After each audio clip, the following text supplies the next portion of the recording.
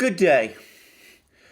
This is going to be a difficult program to make because the rules which I have to work under and which the Duran has to work under make it difficult to speak words simply and to call things by certain things by their proper names.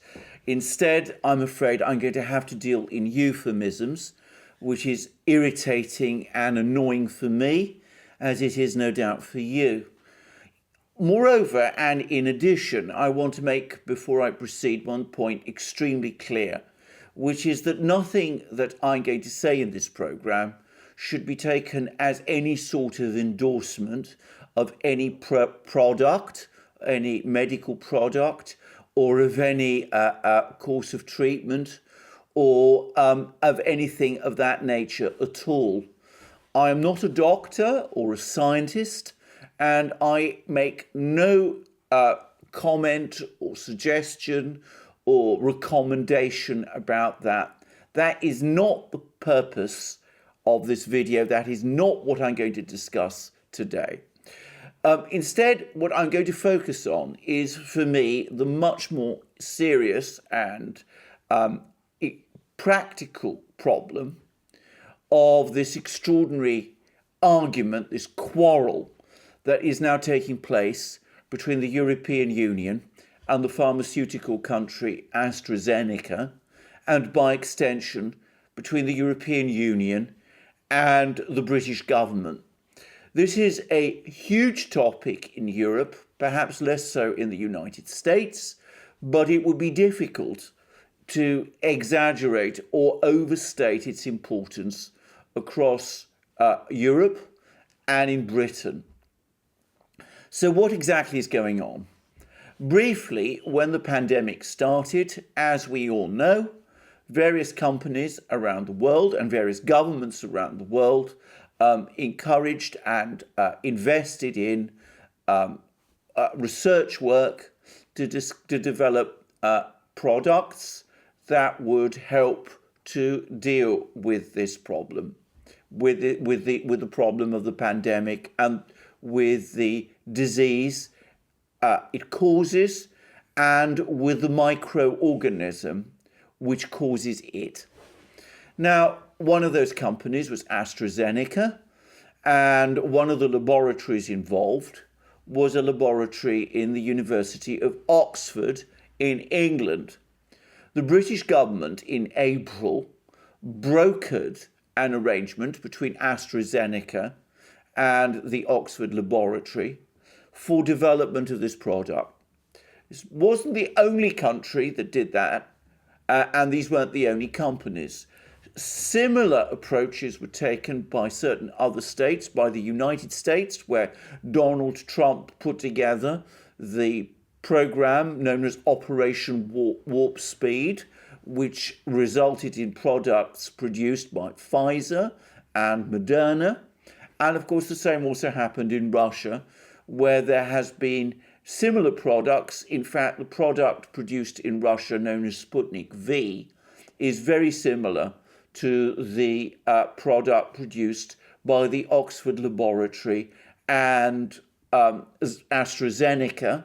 In fact, they are so similar that it's been suggested that the two be combined and that the first shot be of one and the second shot be of the other, and that this would be apparently more effective than continuing with the present arrangement, where each product, as its second shot,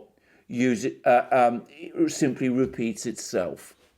As I said, I'm not discussing whether that is right or whether that is wrong. I don't know. What I would say is this. This decision was taken by the government in Britain and by AstraZeneca and by the Oxford laboratory. And by the autumn, a product was being produced. In the European Union, a different course was taken. Firstly, the decision about product development and distribution was delegated to not to the member states, but to the European Commission. It appears to have adopted an approach not of focusing on one product or one range of products and agreeing early contracts with the pharmaceutical companies that would set up those products, that would produce these products, but instead it sought to negotiate with those pharmaceutical companies around the world that were developing these products to arrange for various of these products to be distributed across the European Union, with the European Commission, that's the European Central Agency in Brussels, being in charge of distribution. Now, this decision was accompanied by the usual European Commission practice of negotiating hard on prices, on seeking indemnities in case things didn't work out as they were planned to work out, and that sort of thing. The result was that contracts for the production of these products were not agreed in the European Union until some 3 months had passed after the British government had sorted out its contracts with AstraZeneca. Moreover, the British government, focused as it was on one product, the one developed by the Oxford Laboratory and produced by AstraZeneca, took time and effort to sort out the production problems and the logistics involved in its distribution. It had, in effect, a 3-month lead over the European Union in this field, in this area. The result is that the AstraZeneca product, was unrolled in Britain at the end of last year, and roughly 10% of the population has now received it. Similar things, I should say, are happening, and on a similar scale, in the United States and Russia. In the European Union, it's turned out differently. Because of the delays in agreeing the contracts, and because of the far less attention and energy committed to building up production facilities and sorting out the logistical issues, vaccine production in the European Union has been extraordinarily slow. The result is that there is now a general shortage across the Union, not just of the AstraZeneca product, but of the Pfizer product also, and less than 2% of the population of the European Union has so far received the product. The result is a growing health crisis or pandemic crisis across Europe. And this has led to bitter recriminations in which the European Commission has decided that it will defend itself by blaming AstraZeneca. It is in fact insisting that AstraZeneca break its contract with the British government to supply its product in Britain and divert some of the product that AstraZeneca is making in Britain to supply Europe and to meet commitments which the European Union claims, almost certainly falsely, AstraZeneca made to fulfill in Europe. In other words, that AstraZeneca should use British production facilities instead of European production facilities to fulfill European needs. As I said, doing this would lead AstraZeneca into breaches of its contract with the British government, something which the British government is not prepared to agree to, and something which AstraZeneca up to now has resisted doing. It also means, if one takes a step back and thinks the thing through carefully, and if one accepts all the things that have been said about the pandemic and the health crisis, that in effect, what the European Union is asking AstraZeneca to do is to sacrifice British lives in order to save European ones. This has predictably triggered a monumental row. There have been huge criticisms of AstraZeneca across the European Union, primarily driven by the European Commission.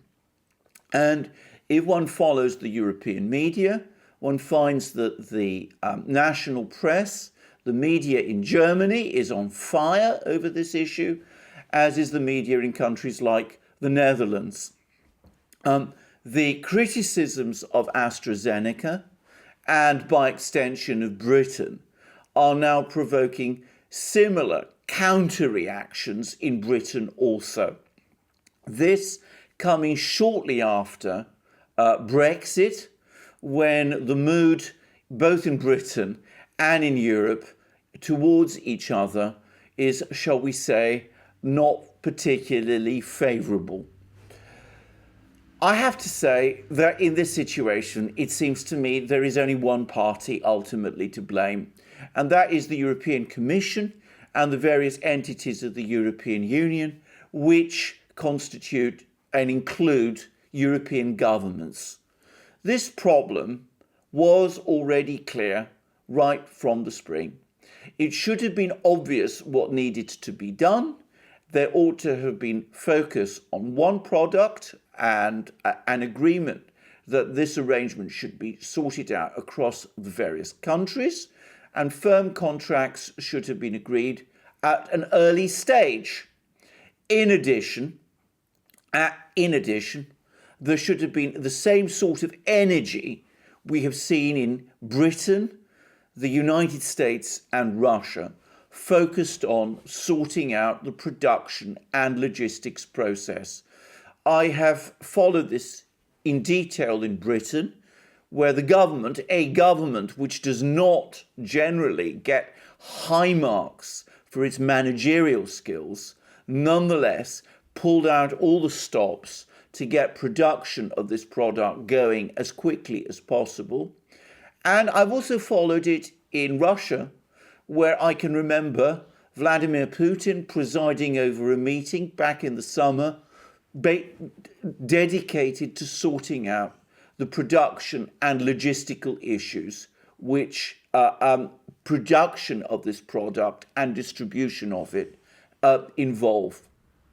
I am less familiar with what has happened in the United States, but it's quite clear that something similar happened there also. The European Union does not do production and it does not do logistics. The people who make up the Commission are not trained in that way, and they are not selected for that purpose. They do not have the knowledge or the background or the expertise to sort out these problems. Indeed, from what I can understand, they don't even understand the problems and complexities that this kind of challenge involves. None of them seem to have any sort of background or feeling for production or logistics. They are basically regulators, not managers, not even properly speaking administrators. As regulators, they have proved hopelessly out of their depth in sorting out this problem. This should have been obvious to all the EU member states. Each EU member state has its engineering and technical people who do have a grasp of production and logistics. The correct and obvious thing to do would have been to let them get on with sorting it out, as has happened in Britain, Russia, and the United States. The decision to centralize this whole project with the European Commission was an invitation to disaster, and it is that disaster which has now come. Where do we go from this debacle? Unfortunately, all the indications are that the European Commission, not for the first time, has learnt nothing and understood nothing from this debacle. Instead of understanding the problems and challenges that a company like AstraZeneca faces when it has to get these very complicated and new products in production on a necessary scale, it has turned on this company, making its problems even worse. Also, the demand that AstraZeneca break its contractual obligations to the British government is astonishing, and the suggestion, the implication, that AstraZeneca should sacrifice British lives in return for saving European ones is unethical and outrageous. This is the identical pattern which we saw during the European debt crisis that followed the financial crisis of 2008, and it is the same pattern that we have seen on many other issues. The ultimate blame for this lies with European governments, and principally and primarily the German government, led by Angela Merkel, which consistently give the European Union this role which it is wholly unfit to exercise. One would like to think that after this debacle, which will lead to many problems in Europe, conceivably more delays in opening up the European economies, more lockdowns across the Union, one would hope that after this, European governments would learn some wisdom and would understand that this dysfunctional project that they are so committed to, this European Union, which isn't a union, with its commission, which has all the trappings of a government without actually being one, that this in its present form cannot work and is doing real harm. Unfortunately, I think that is most unlikely. In the meantime, it is the European people, the people of Europe, who pay the price. Thank you for joining me in this program. Please join me for my other programs on this channel. Please also check us out on our main channel, The Duran, where I appear with my friend and colleague Alex Christoforou. And also please check out Alex's own channel. You will find links under this video. Please also look us up on our other platforms, BitChute, Rumble, Odyssey, Library, and the rest. And please also remember to support us through PayPal, Patreon, Subscribestar, and also Bitcoin. Lastly, please come to our shop, buy the great products that you will find there, our amazing t-shirts, long-sleeved and short-sleeved, our hats, our hoodies, our sweatshirts, and our famous magic mugs. By coming to our shop, you both support the Duran and you will be the owner of the wonderful products that you will find there. Lastly, I look forward to you joining me in my next program. Thank you.